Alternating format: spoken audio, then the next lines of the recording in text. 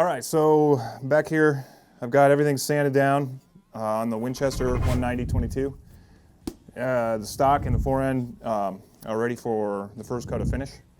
I've already blown it off with the high pressure air compressor, but I also like to use tack cloth just to make sure all the dust is completely removed before adding the first coat. And I don't want to get my hand oils on the wood either. So I just wipe that off.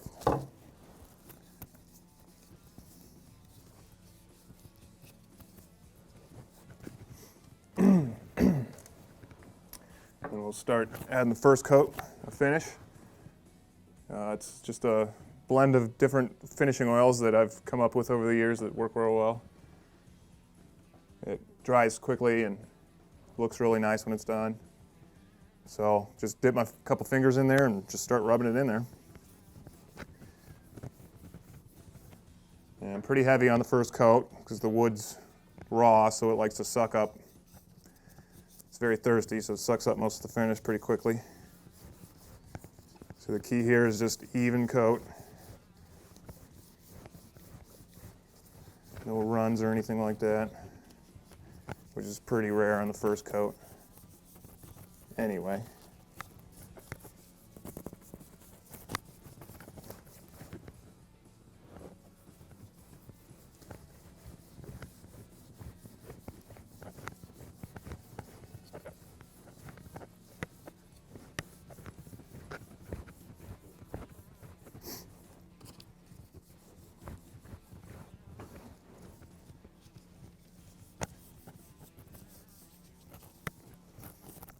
Okay, that's probably good for the first coat, and we'll work on the butt stock here.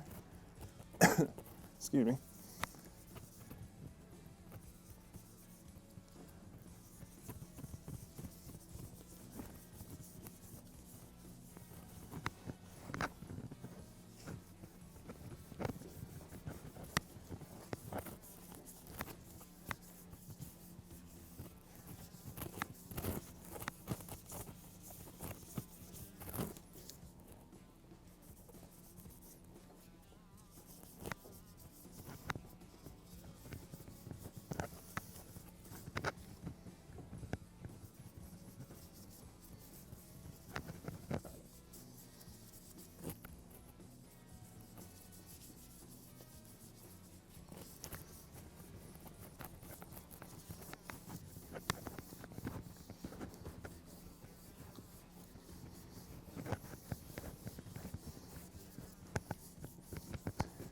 It's always nice to see that grain popping out when you've been sanding on something for hours and hours.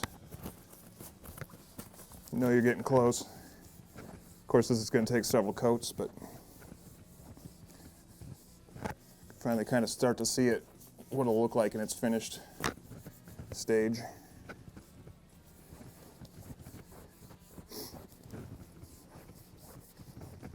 All right, that should be fine for this first coat, so we'll let that dry for a little while, come back and add another coat until we got the finish we're looking for. Okay, so here we are with the completed stage of the ultrasonic cleaner with the Winchester Model 190. I've got one more part to pull out. Once these are done cleaning, you want to rinse off the sonic tonic, as they call it, and just blow it off to make it dry.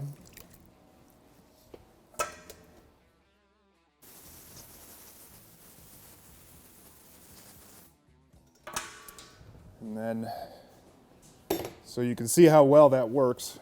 Our cleaning tank is exceptionally good. You can see if you can get what did we have before? This guy? I think we had this part out too.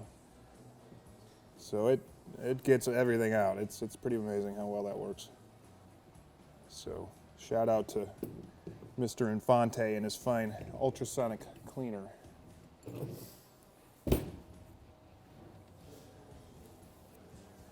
Okay, so all these parts are good. We're going to get them to the next stage of the process, which is going to be bead blasting.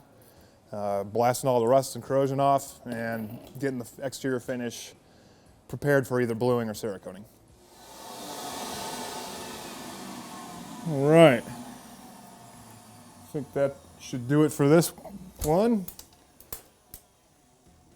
Let's have a look at this Winchester Model 190.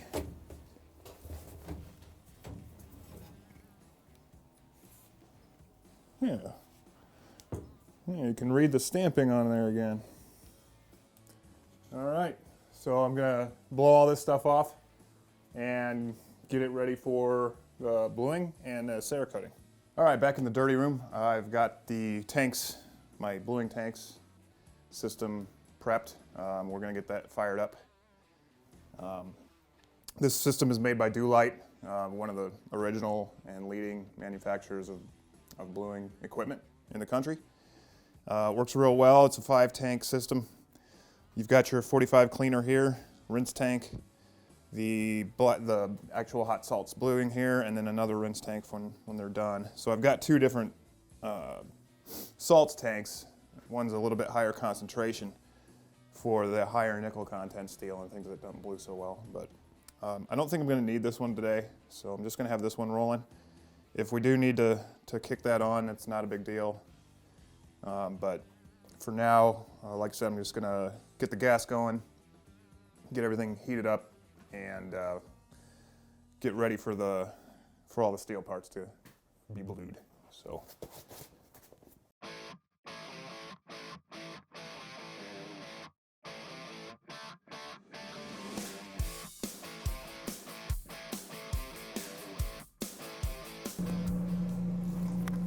So now it's just a matter of letting this come up to temperature.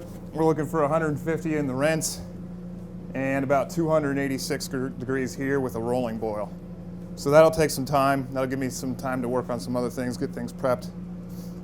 So we'll be back when the tanks are ready to go, and we'll show you the process of the bluing when it's ready. Okay, got all the parts laid out for the Winchester 190 22 long rifle. Now it's just a matter of racking or hanging the parts. You don't really want them just sitting on the bottom of the tanks. So it's as simple as running a piece of wire through.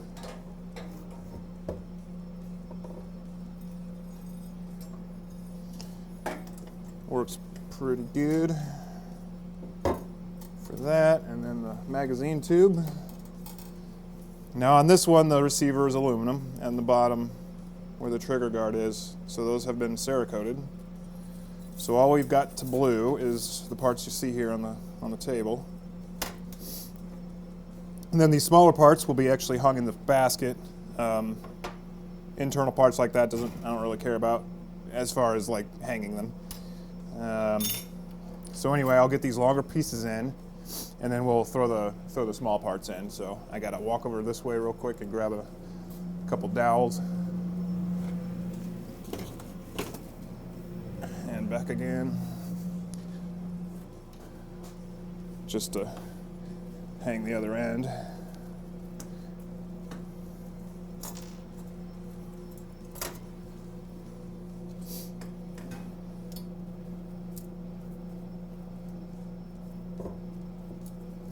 Okay, so I'm gonna go over to the cleaning tank.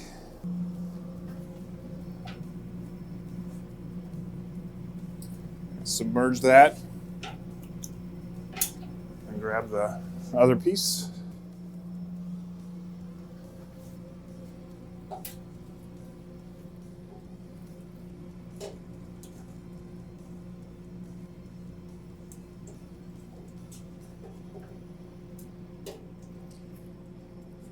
Needs to hang a little lower.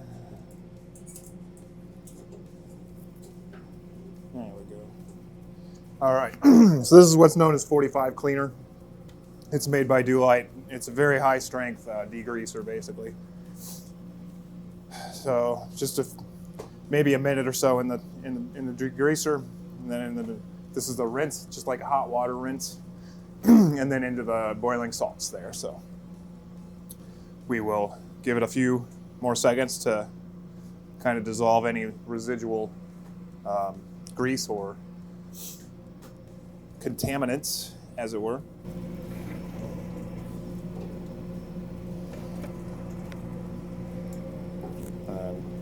This is just hot water. Rinse off the cleaning agent. and then directly into the salt, boiling salts.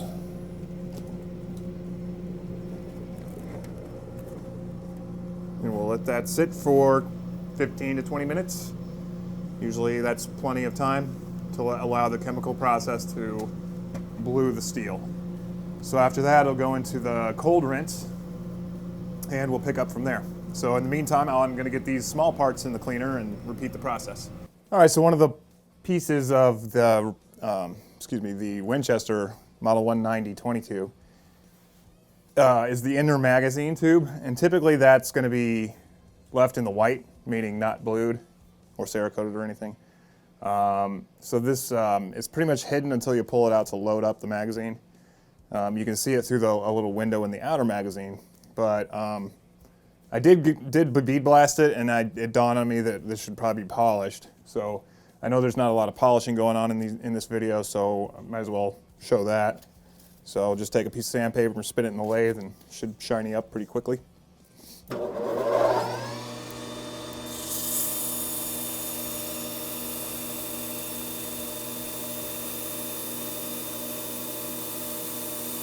And then now being polished or shiny, it should actually also benefit in the insertion of the tube inside the magazine. Be a little bit slicker.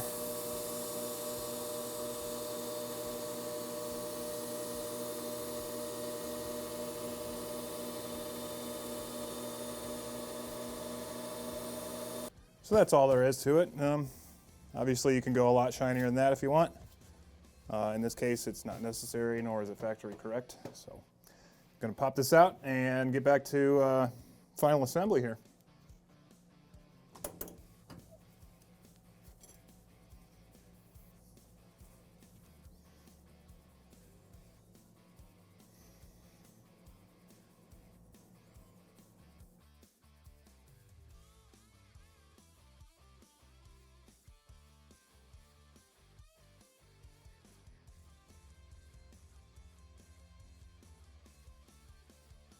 All right, here we are back in the main shop at the main bench.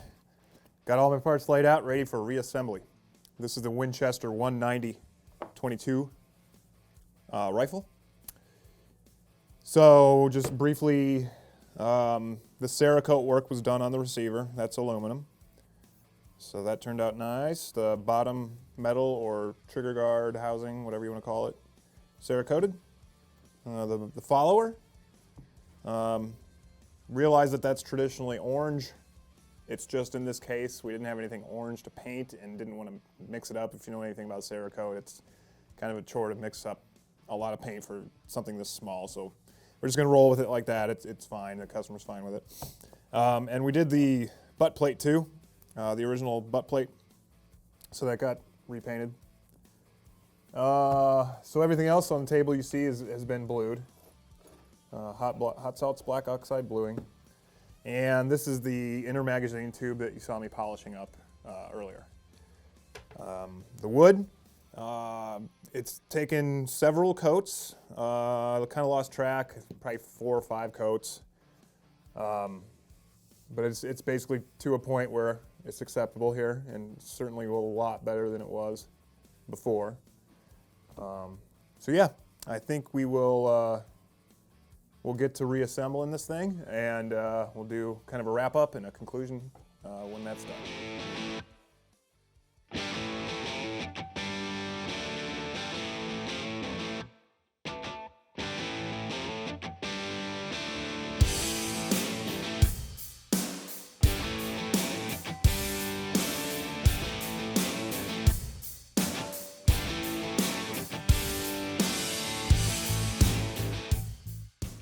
All right, everything's assembled and back together, looking real good.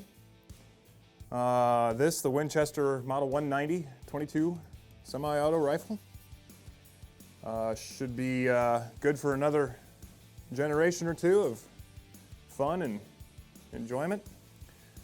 So just to kind of recap everything, obviously refinished the wood. Those took, I don't know, 4 or 5 coats. After drying and repeating and all that. So the wood's looking good. This receiver and bottom metal were Cerakoted, and all the other parts were steel, so they got blued. There's the polished magazine tube. I think that looks pretty sharp. A little transition there, color-wise. And the newly painted black plunger, which, you know, after all, that kind of looks cool too, I think.